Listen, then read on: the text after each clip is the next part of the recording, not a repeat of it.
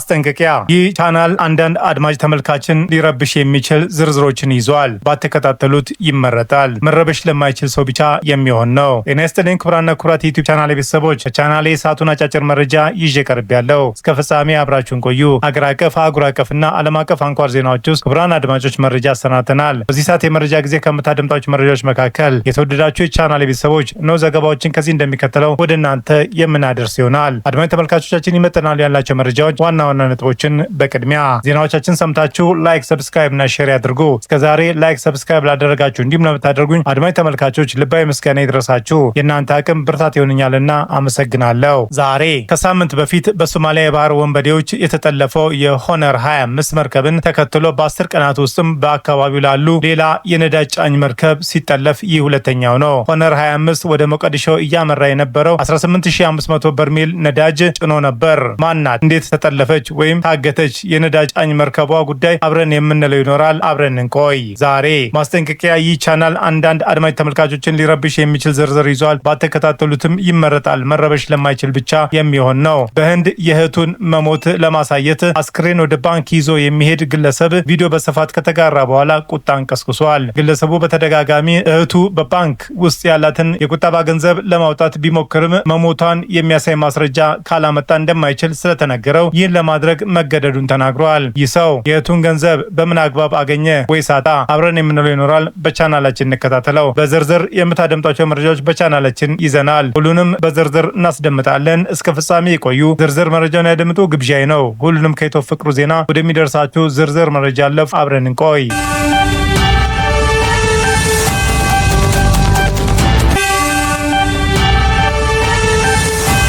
ከየመን የባህር ዳርቻ ነዳጅ ጫኝ መርከብ ተወሰደች። የባህር ላይ ወንበዴዎች አንድ የነዳጅ መርከብ ከየመን ባህር ዳርቻ አግተው ወደ ሶማሊያ መውሰዳቸውን የደህንነት ምንጮች ለቢቢሲ ተናግረዋል። የየመን የባህር ዳርቻ ጠባቂዎች ቀደም ሲል እንደገለጹት ኤምቲ ዩሬካ የተባለች መርከብ ተጠልፎ ወደ ሶማሊያ ተወስዷል። የሶማሊያ የደህንነት ምንጮችም እንዳሉት በቃና ወደብ አቅራቢያ የሚገኝ የኤደን ባህረ ሰላጤ የባህር ላይ ወንበዴዎች እጅ ወድቀዋል። ለቢቢሲ አስተያየታቸውን የሰጡ የከፊል ራስ ገዝ ፑንትላንድ ሶስት የደህንነት ባለስልጣናት የባህር ወንበዴዎቹ በኤደን ባህረ ሰላጤ ላይ የምትገኘዋን ቀንዳል የባህር ዳርቻ ከተማ ለቀው ወጥተዋል ብለዋል። ኤምቲ ዩሬካ ከመታገቷ በፊት የምዕራብ አፍሪካዊቷ የቶጎ ባንዲራ እያውለበለበች የነበረ ሲሆን ቅዳሜ ንጋት 11 ሰዓት ላይ በታጣቂዎች ቁጥጥር ስር መዋላን የደህንነት ባለስልጣን ለቢቢሲ ተናግረዋል። መርከቧ በአሁኑ ወቅት በየመንና በሶማሊያ መካከል ባለ የኤደን ባህረ ሰላጤ እየቀዘፈች ሲሆን በሚቀጥሉት ሰዓታት በሶማሊያ የውሃ ክልል መልቋን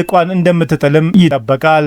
የዩናይትድ ኪንግደም የባህር ትራንስፖርት ኦፕሬሽን ዩኬኤምቲኦ አርብ ዕለት እንደገለጸው ከሆነ የታጠቁ ሰዎች በጀልባዋ በመሆን በየመን አልሙካላ አቅራቢያ ወደሚገኝ መርከብ ተጠግተው ነበር። ሶስት የተለያዩ የደህንነት ባለስልጣናት እንደገለጹት እነዚህ የታጠቁ ሰዎች በካልኡላ የአሳ ማጥመጃ ከተማ አቅራቢያ ከሚገኝ የባህር ዳርቻ አካባቢ የተነሱ ናቸው። ካልኡላ የባህር ላይ ወንበዴዎች የኤምቲ ዩሬካን ለመያዝ ከሄዱበት ቦታ 209 ኪሎ ሜትር ርቀት ላይ ትገኛለች።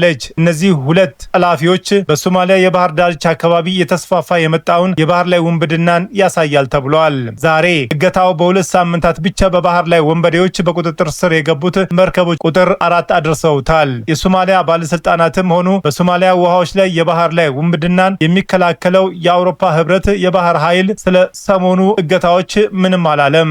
ከ2011 ጀምሮ እየቀነሰ የመጣ የሶማሊያ የባህር ላይ ዝርፊያ እንደ አውሮፓውያን አቆጣጠር በ2023 መጨረሻ ጀምሮ የሁቲ አማጽያን በኤደን ባህረ ሰላጤና በቀይ ባህር መርከቦች ላይ ጥቃት ከሰነዘሩ በኋላ እንደገና ጨምረዋል። በጥቃቶቹ የተነሳ ዓለም አቀፍ የባህር ኃይል የሁቲ ስጋትን ወደ መከላከል ትኩረት ሲያደርግ በሶማሊያ የባህር ዳርቻ ላይ የሚገኙ የታጠቁ ቡድኖችም ክፍተቱን ተጠቅመው መርከቦችን ማገት ጀምረዋል። እየተካሄደ ያለው የባህር ላይ ውንብድና ብዙዎች ከሚያስቡት በላይ የከፋ ነው። በሁሉም የባህር ዳርቻ የታጠቁ ቡድኖች እንቅስቃሴ እየጨመረ ነው ሲሉ የፑንትላንድ ክልል የጸጥታ ኃላፊ ለቢቢሲ ተናግረዋል።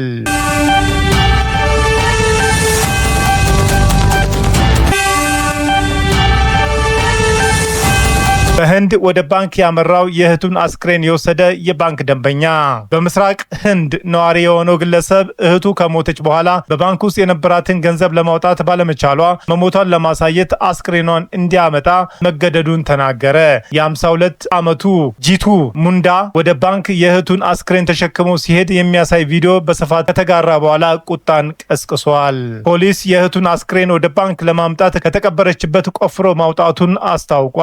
ባንኩ ግን ግለሰቡ ይህን እንዲያደርግ አለመጠየቁን በመግለጽ ግለሰቡን የጠየቀው ህጋዊ ሰነድ ብቻ መሆኑን አብራርቷል። ባንኩ አክሎም ይህ ሊሆን የቻለው የባንክ አሰራርን በሚገባ ካለመረዳት ነው በማለትም አሁንም ቢሆን ገንዘቡ ለህጋዊ ወራሽ ብቻ እንደሚሰጥ አስታውቋል። በህንድ ኪዮንጃሃር አውራጃ የሚኖር ጂቱ ሙንዳ አስክሬኑን ተሸክሞ ወደ ባንኩ የሄደው ሰኞ ዕለት ነበር። ግለሰቡ የእህቱን አስክሬን ተሸክሞ ሲሄድ የሚያሳይ ተንቀሳቃሽ ምስል ተቀርጾ በስፋት ከተጋራ በኋላ በመላው ሀገሪቱ ቁጣን የቀሰቀሰ ሲሆን የአካባቢው አስተዳደርና ባንኩ ግለሰቡን በሚገባ ማስረዳት ባለመቻላቸው ትችት ተሰንዝሮባቸዋል። የኦዲሻ ገቢዎች ሚኒስትር ሱሬሽ ፑጃሪ በጉዳዩ ላይ ምርመራ እየተደረገ መሆኑን ገልጸው በቅርንጫፍ ስራ አስኪያጅ ላይ እርምጃ እንደሚወሰድም ተናግረዋል። የኩዊንጃር አስተዳደር በበኩላቸውም የሰዎችን መብትና ክብር መከላከል ቅድሚያ የሚሰጠው መሆኑን በመግለጽ የተሰማቸውን ትልቅ ስጋት ተናግረዋል።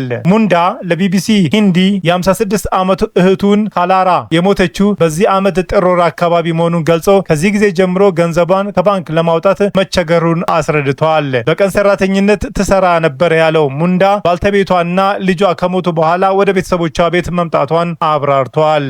ከመሞቷ ጥቂት ቀናት ቀደም ብሎ ያላትን ከብቶች ሸጣ 19300 ሩፒ ወይም $203 በባንክ ማስቀመጧን ጨምሮ አስረድቷል። በህንድ ገጠራማ አካባቢ የሚኖሩ በርካታ ሰዎች የባንክ አሰራርን ለመረዳትና አጠቃቀሙን ለማወቅ ይቸገራሉ።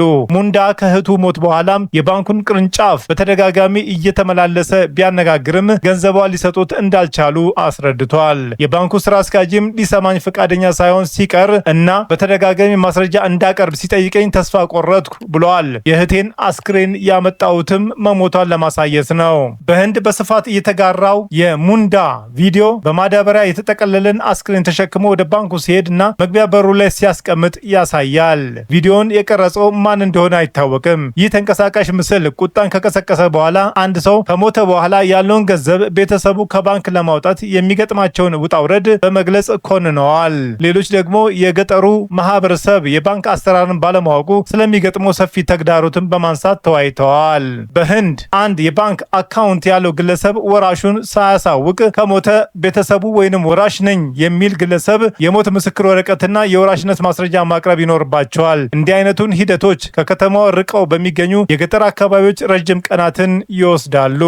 የሙንዳ ቪዲዮን ከታየና ቁጣውን ከቀሰቀሰ በኋላ እህቱ ገንዘቧን ያስቀመጠችበትን ባንክ ኢንዲያን ኦቨርሲስ የሟች አስክሬንን ማምጣት አልጠየቅንም ሲል አስተባብሏል። ሙንዳ ማድረግ ያለበትን ቢነገረውም ያንን አልተከተለም ያለው ባንክ ግለሰቡ መጀመሪያ ሲመጣ ጠጥቶ ነበር በማለት በመቀጠልም መረበሹን አስታውቋል።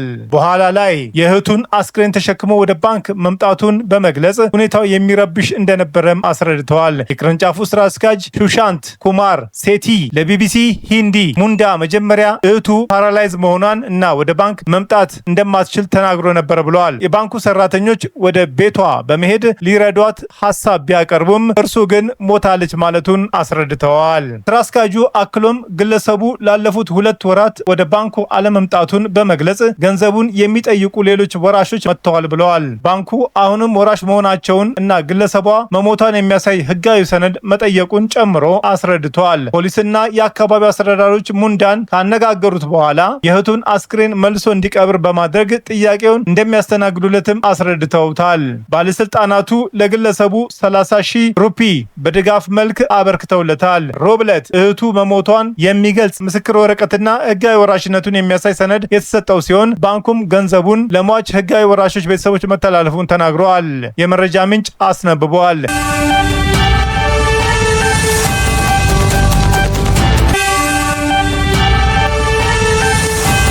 ቻናሌን ስትከታተሉ ስለቆያችሁ ታላቅ አክብሮት አለን። ውድ ቻናሌ ተከታታይ ቤተሰቦች በመላው ዓለምና በአገር ቤት ላላችሁ ሁሉ በየዕለቱ ስኬት እንዲገጥማችሁ እንመኛለን። ዜናዎቻችን ሰምታችሁ ላይክ፣ ሰብስክራይብ እና ሼር ማድረጉ እንዳይዘነጋ፣ እንዲሁም ድጋፋችሁ አይለን። በሌላ መረጃ ተመልሰን እስክንገናኝ በያለንበት ቦታ ሰላምና ጤና ይብዛልን።